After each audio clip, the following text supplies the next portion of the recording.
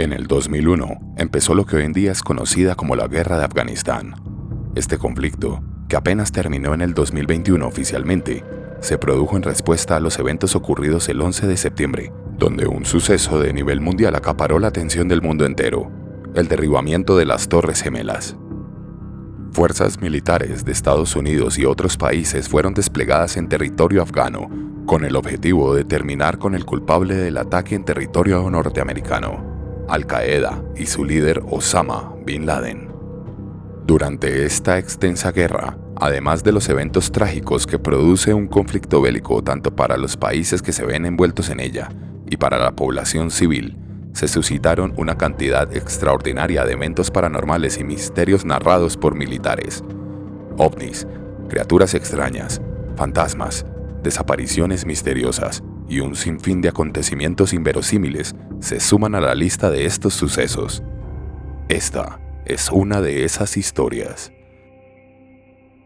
En el 2002, en pleno apogeo de la guerra, una unidad de infantería del ejército norteamericano simplemente desapareció.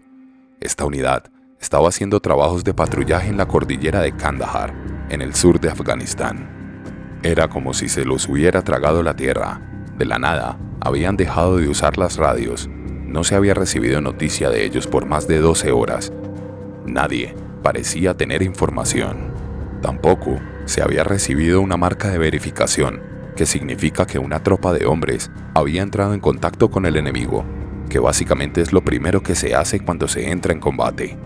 Muchas veces, estas verificaciones se hacen incluso antes de que se entre en contacto.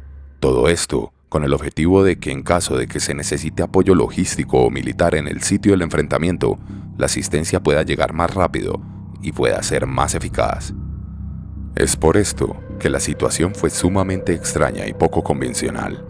Los mandos medios del ejército entonces deciden que era momento de encontrar esa unidad y rescatar esos soldados si es que era el caso. Para este trabajo, deciden enviar una unidad élite, es decir, los boinas verdes del ejército. Recordemos que los boinas verdes son las fuerzas especiales del ejército de Estados Unidos. Dentro de este destacamento de élite, se encuentra un soldado que no reveló su identidad por cuestiones de seguridad personal, pero que se hizo llamar el Sr. K. El Sr. K es el hombre que daría un paso al frente años más adelante para narrar qué fue lo que sucedió una vez se les asignó esta misión. En orden de cumplir la tarea asignada, los boinas verdes fueron llevados en helicóptero a la cordillera de Kandahar, a unos 4 kilómetros donde se tenían los últimos reportes de contacto con la unidad desaparecida. Una vez desplegados, empiezan a hacer barrido de la zona siendo muy metódicos para encontrar algún rastro de la unidad. Sabían que se encontraban en territorio enemigo y que en cualquier momento podrían entrar en un enfrentamiento o en una emboscada. Se sabe que en la región de Kandahar hay un sistema de cuevas muy complejo donde las unidades de Al-Qaeda se escondían y vigilaban la zona. Esta característica hizo que la tarea de búsqueda fuera muy lenta y meticulosa. Durante el primer par de días no sucedió realmente nada. No entraron en contacto con el enemigo. Tampoco vieron ninguna señal de la unidad perdida que estaban buscando. Por el momento, estos soldados solo habían estado caminando por la fila de la cordillera con una buena cantidad de equipo pesado y nada más que eso. En un punto, durante su búsqueda, encontraron un camino que se dirigía a la cima de una de las montañas. Parecía dar vuelta alrededor de esta también. Parecía ser un sendero de cabras. Decidieron, pues, arriesgarse a seguir el sendero para intentar encontrar alguna pista. Y así fue. En un momento determinado, empezaron a encontrar pequeñas piezas de equipo militar norteamericano en el piso. Piezas de radio como las antenas de látigo y las carcasas de la radio en sí. También encontraron maletas de tipo militar y partes de uniformes de soldados americanos que fueron capaces de identificar como pertenecientes a la unidad perdida, puesto que las insignias y los parches así lo indicaban. También encontraron fragmentos de hueso, pero debido al tamaño de los fragmentos, no pudieron identificarlos como huesos humanos o de animal. Esto hizo que la unidad de fuerzas especiales se pusiera en alerta. Con sus armas levantadas y siempre apuntando al borde delantero de la montaña mientras ascendían por la misma, llegan finalmente a una meseta, una sección plana de la montaña.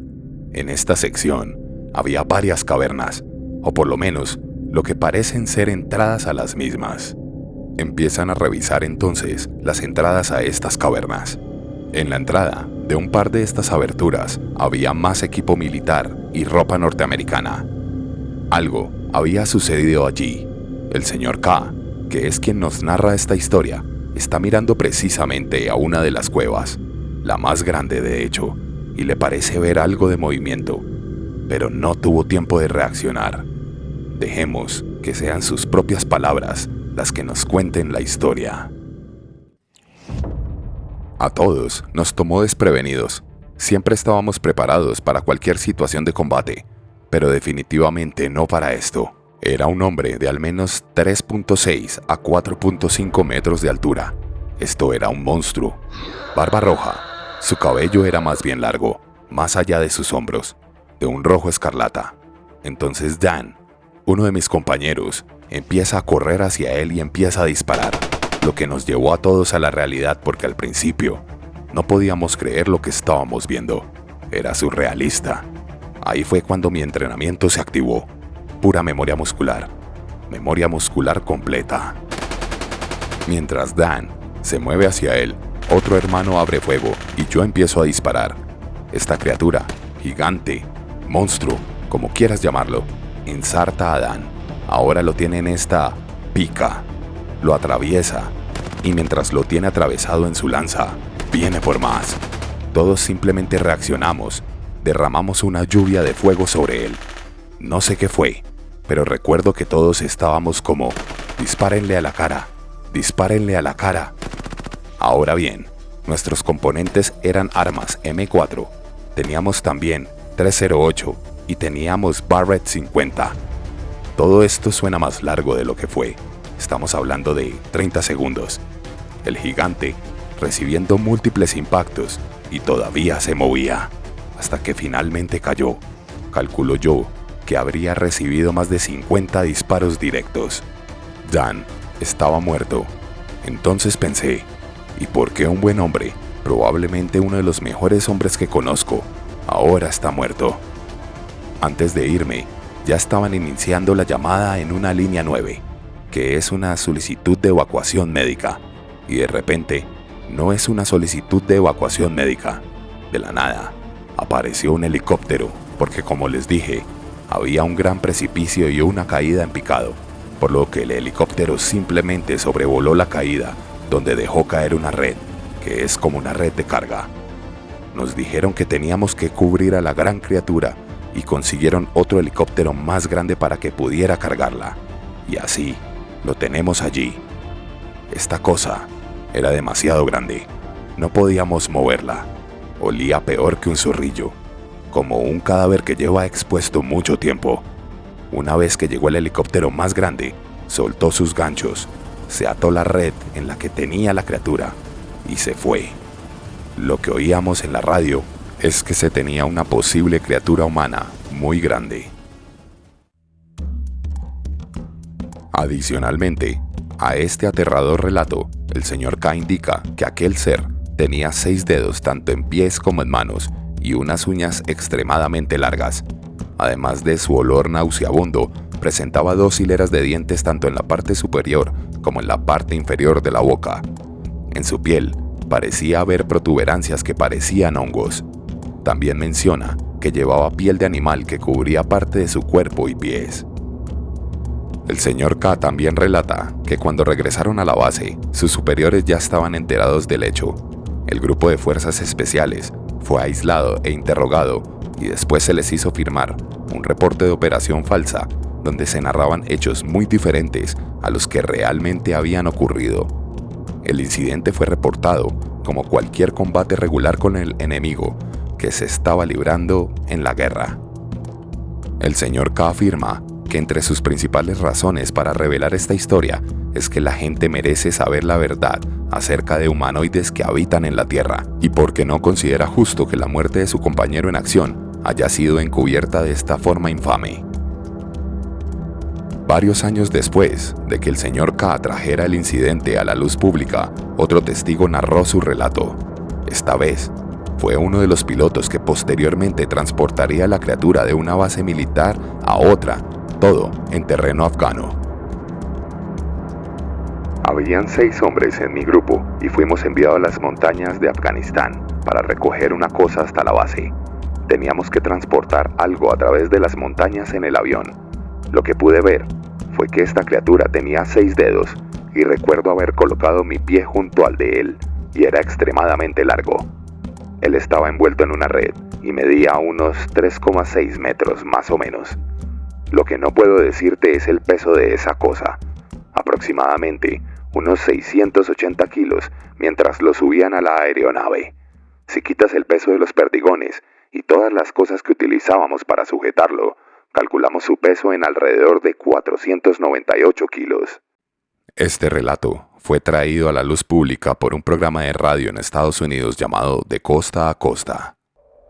Este piloto también realizó un par de preguntas acerca de a dónde dirigían a aquella criatura y alguien le dijo que lo iban a transportar en un avión C-17 y que muy probablemente lo iban a llevar a Estados Unidos.